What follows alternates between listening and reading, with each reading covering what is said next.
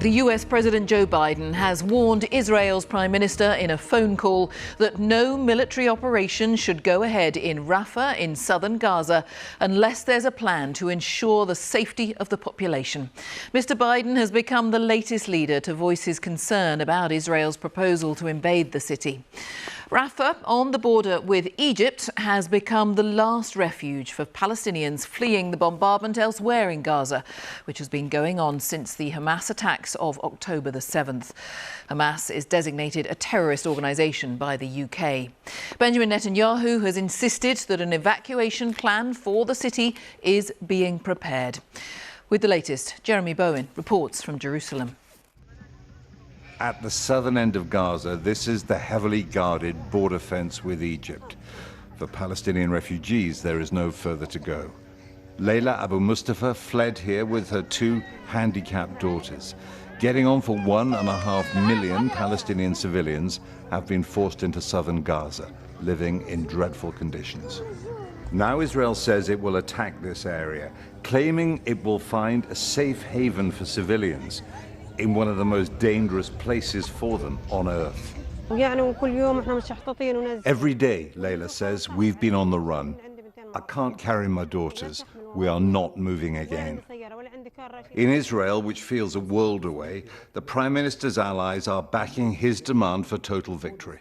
History is judging us, and if we don't eliminate, Hamas, if Hamas or a terrorist entity continues controlling a territory beside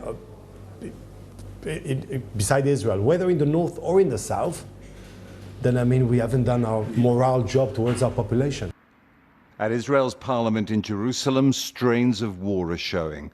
An MP who supported the genocide case against Israel has been accused of treason and faces expulsion.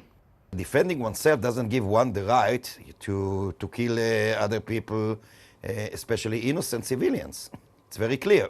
Everybody, myself and my comrades, we were, of course, totally against the terrible carnage that Hamas carried out. But we said from the beginning that the solution is not retaliation, is not revenge, and it's not war. So what is it? Only a political solution. And the strain of war here in northern Gaza. No police, no law and order. Food convoys attacked. It's even worse in the south, with looters threatening to paralyze the entire aid operation. We've seen it growing over the last weeks, and I think as the situation, people become more desperate, as opportunities appear, we see the attacks on these trucks, the attacks on vehicles, and now the attacks on drivers. And so it's become a very lawless area for people then to operate. And for us to operate in that, it's impossible, actually. We can't get into Gaza's chaotic, desperate tent cities to check Israel's claims that Hamas is stealing the food. The UN says it's young men, not in uniform, mostly unarmed. President Biden has told Israel once again it must not attack here in Rafah unless it keeps civilians safe. One question: is Israel listening? Jeremy Bowen, BBC News, Jerusalem.